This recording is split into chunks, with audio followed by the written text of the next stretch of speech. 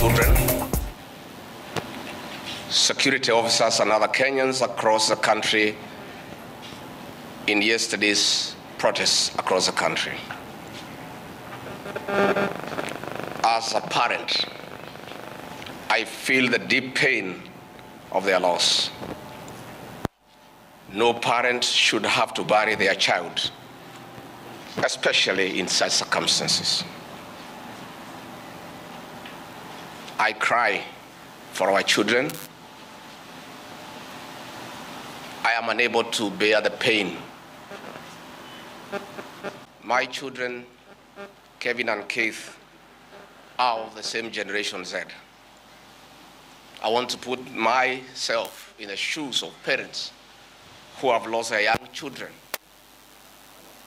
and appreciate the pain, the anguish, the torment.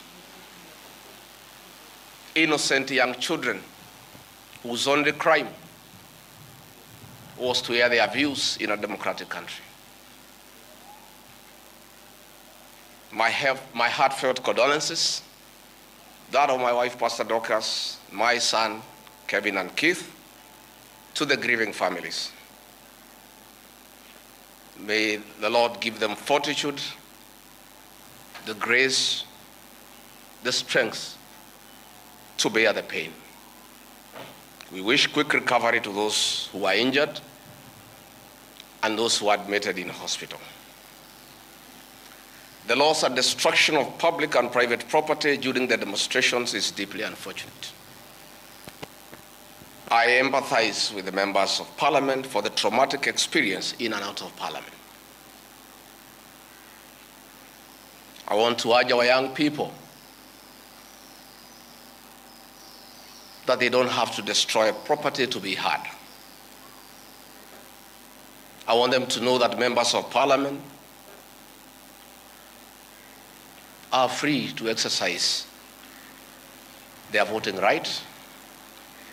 And should anyone have a problem with a member of Parliament for a certain decision that he or she has made, you'll have an opportunity in the next general election to express your displeasure.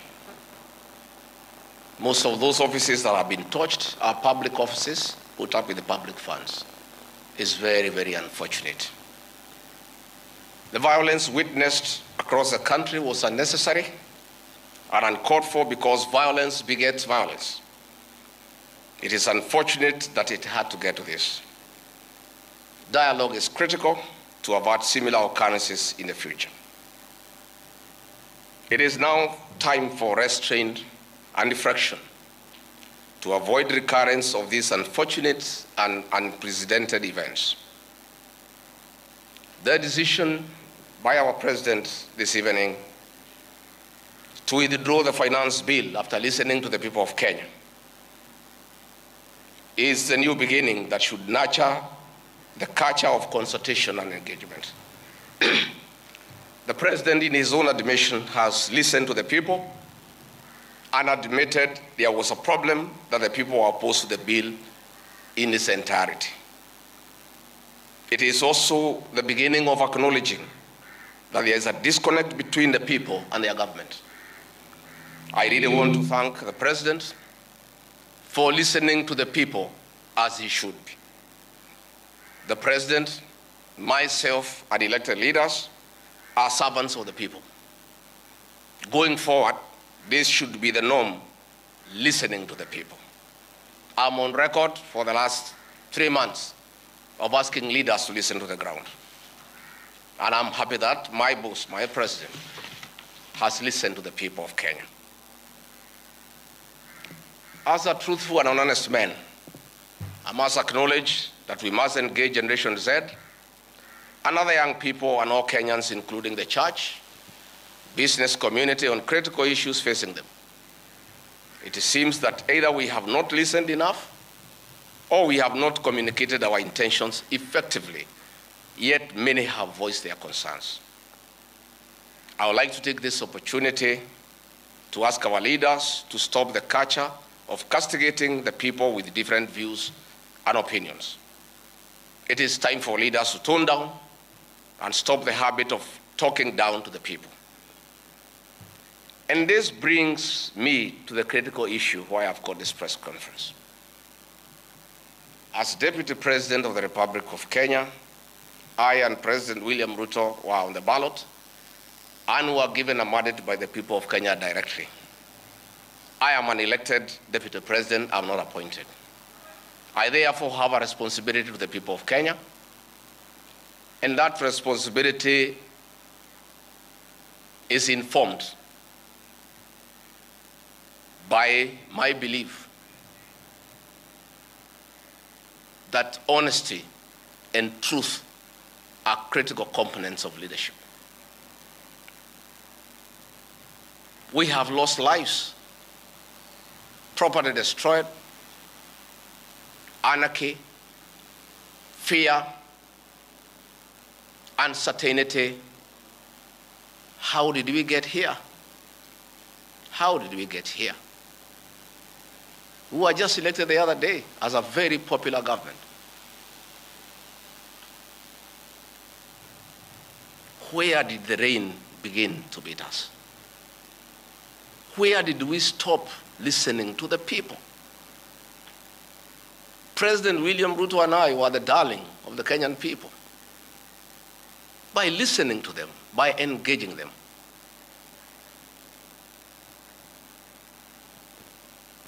And as a government, we have established institutions to ensure we not only listen to Kenyans, but also genuinely understand their concerns.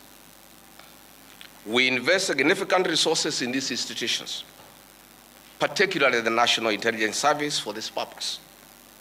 It is clear there has been a failure in the intelligence and advice we are receiving, particularly concerning crucial government policies. The President of the Republic of Kenya today has admitted that it has come to his attention that the people of Kenya did not want anything to do with the Finance Bill 2024.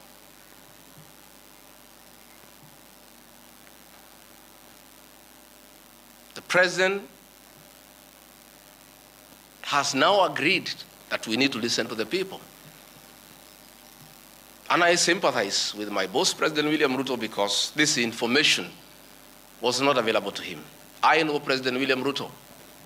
Had he known 2 months ago that the people of Kenya did not want anything to do with the Finance Bill 2024, he would not have asked his parliamentary party to push it through. Yet, we have an organization paid by the public to give him and government such information. And that is where the problem is. We have a dysfunctional National Intelligence Service that has exposed the President, the government, and the people of Kenya.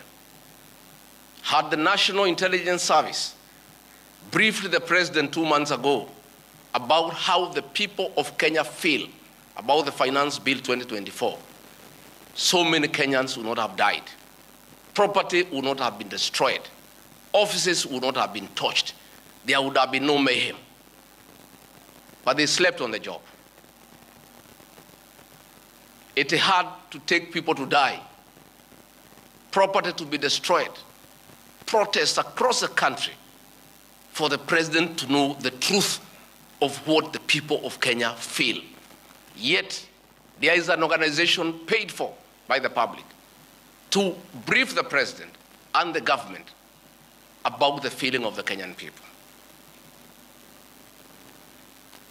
Officers of the National Intelligence Service, officers of the National Police Service have told me in confidence they did not get advance intelligence briefs about the magnitude of the protest in Eldoret, in Kericho, in Nairobi, in Githurai, in Embu, in Nyeri.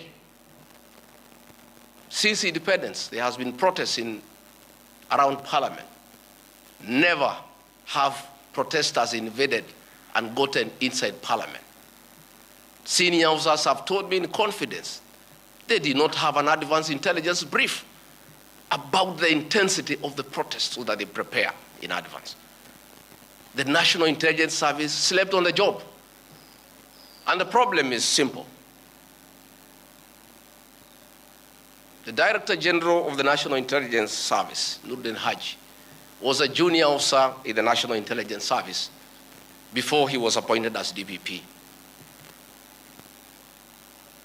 When he was appointed to the office of the Director General, because of inferiority complex, he chased away all the people who were senior to him when he was in the service, therefore crippling the capacity of that service and making it dysfunctional. 3 directors were chased away and reassigned to desk jobs in ministries across government. 13 assistant directors, men and women with proven track record of intelligence collection and analysis, were removed from the National Intelligence Service, leaving a shell under a clueless Director General who has no capacity to run the organization. And that is why the security sector was caught off guard by the intensity, the anger of the Kenyan people, the agitation of the Kenyan people, the resilience of the Kenyan people. Had Noordin Haji done his job, we will not be where we are today. He has no capacity. He is out of the country most of the time on business trips. The country is on his own. My boss, President Ruto, is exposed that he has to back down and admit that he has hurt the people of Kenya. Yet this matter has been in public domain for the last 2 months. I want to say that Noordin Haji must take responsibility for the deaths that occurred. He must take responsibility for the mayhem. He must take responsibility for failing President William Ruto. He must take responsibility for failing the government of the Republic of Kenya. He must take responsibility for failing the Kenyan nation by not doing his job and advising correctly. And he must do the honorable thing, not just take responsibility, but resign from that office and allow the president to pick a competent Director General. I want to request President William Ruto to consider, as a matter of urgency, to recall the 3 directors who are removed from the service and the 13 assistant directors to come and help reconstruct the service and get sanity back to the National Intelligence Service to serve the president, the government, and the people of Kenya. President William Ruto deserves better. He deserves a Director General who knows what he's doing. He deserves a National Intelligence Service that is effective and that can analyze situations and keep him and the government informed on what is going on. It is embarrassing to me as Deputy President that it has taken protests, deaths, mayhem, destruction for the President to know the truth, yet there is an organization charged with that responsibility. I have publicly stated that under this administration, Kenyans are free to criticize the government without fear of reprisal and state agencies. This was a promise made by both the President and I when we were sworn in. I want to call upon overzealous heads of security agencies not to be tempted to use the criminal justice system to manage politics. Let us manage politics the conventional way, through reaching out, consensus, and concurrence. I am informed that members of parliament who voted no have already been targeted by the National Intelligence Service for harassment for their political stand. This is a promise the President and I gave to the people of Kenya, that never again shall we use the criminal justice system to manage politics. I want to say that the President and I gave a categorical promise to the people of Kenya that the issue of abductions and extrajudicial killings will never happen again. Sadly, this is back. It is unbelievable that the son of the Honorable Attorney General of Kenya, Justin Bidan Muturi, was abducted at night in a commando style by officers of the National Intelligence Service and held incommunicado for 18 hours. Yet, that is the Honorable Attorney General of the Republic of Kenya. what will happen to other Kenyans? I want to ask our law enforcement agencies to dignify the President and I before the people of Kenya and not backtrack on the promises we made to the people of Kenya, that we shall never again use the criminal justice system to manage politics. Yesterday, Noordin Haji was trying to put up a team together to craft lies and propaganda and attribute the chaos that were in the country to leaders, I included, former President Uhuru Kenyatta and others. Yet it is very clear, and the President has admitted, that these protests were caused by the anger of the people of Kenya and their refusal of Finance Bill 2024.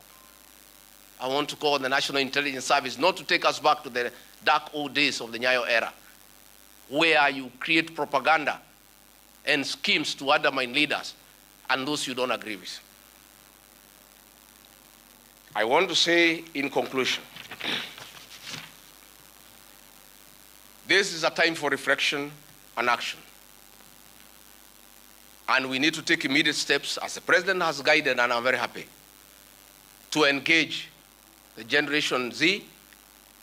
And I want to call that generation to tell us whom to engage, because they are leaderless, they are tribeless, they have no organizational structure, but we would like to engage the right people. There could be a temptation among some young people around us in government to pick some friends of theirs and attempt to bring them for discussion. So I want to challenge our young people and salute them for their courage and conviction and the love for their motherland to come up with a structure on how they can engage government in accordance with what President William Ruto has guided this afternoon. In view of the very wise decision by the President, in conformity with the wishes of the Kenyan people, to withdraw Finance Bill 2024 that was in contention, as Deputy President of the Republic of Kenya and a patriotic son of this country, I want to appeal to Generation Z to call off the protests for tomorrow, because their cry has been heard by the President. The President has accepted that there was an issue, there was a disconnect, and the President has done the right thing. And I think it's only fair that we call off the protest so that we don't have further loss of lives and destruction of property. It's an appeal that I've made as a father, as a parent, to our young children. We love you, we respect you. Please, I beseech you as your father, now that the President has given in and accepted to go with the wishes of the Kenyan people, please, my sons and daughters, I plead with you to save lives, to save bloodshed, to save loss of property and lives. My sons, my daughters, please make an announcement this evening and call off the protest. And then we can begin the process of truthful engagement with the Kenyan people. We can begin an honest conversation on how to work on our country. Finally, I want to ask the President and our government to consider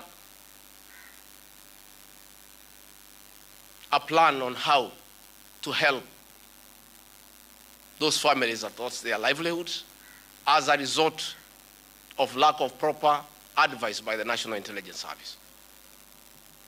All these things happened because of government failure. It should never happen. Let us see how to compensate to those families, those who are dead. We help those who are in hospital with bills, and we help to bury them. Again, I want to ask Kenyans not to punish members of parliament for the stand that they took. A government is formed by a political party. Once a government has a program in parliament and decides it is good for the people, members of parliament from that party must toe the line.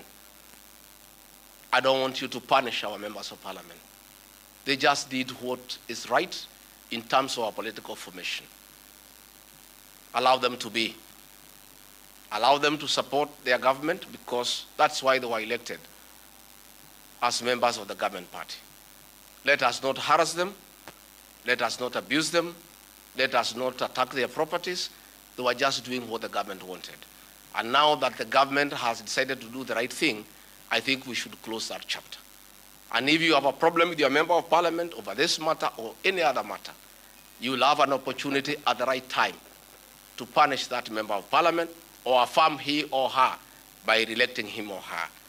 And if we do that, it will be good for this country. Finally, I also want to ask the President to consider the issues of the demolitions of houses along Nairobi River, houses that had approved building plans, built on land with title deed were demolished, and only a compensation of 10,000 was given, which is unacceptable and unfair. Let us consider any landowner who had a genuine title, who had constructed a house that had been approved by the city authorities for compensation, because it's good to be fair. I really want to thank you and ask the people of Kenya to keep peace and to love one another. Now that this matter of Finance Bill 2024 has been settled, let us all go back to work. Let us be peaceful. Let us not be violent. Let us not talk at each other. Let's try to love one another. We have a beautiful country. We have no other country to run to. Let us not burn our country because of disagreements on issues. And I know as long as we keep on talking to each other, this country is going to places.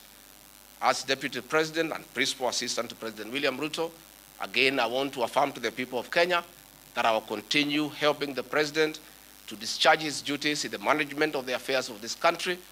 I'll continue giving him proper and sound advice based on honesty and truth, because I'm the only Kenyan who took the Bible in Kasarani and swore before God and before man to advise President William Ruto.